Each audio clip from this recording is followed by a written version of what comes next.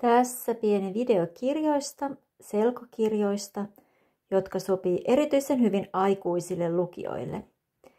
Eve Hietamiehen yösyöttö, Eve Hietamiehen tarhapäivä, Eve Hietamiehen hammaskeiju ja Eve Hietamiehen numeroruuhka.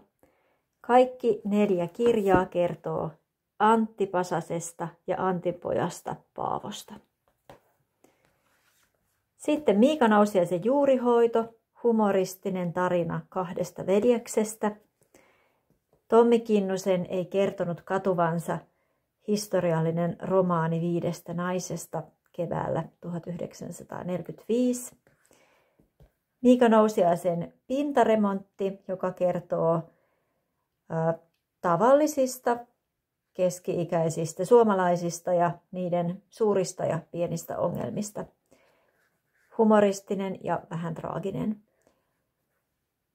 Leo Ylitalon Banaanitalo, joka kertoo suomalaisista nuorista Tukholmassa töissä Maraboun suklaatehtaalla vuonna 1977.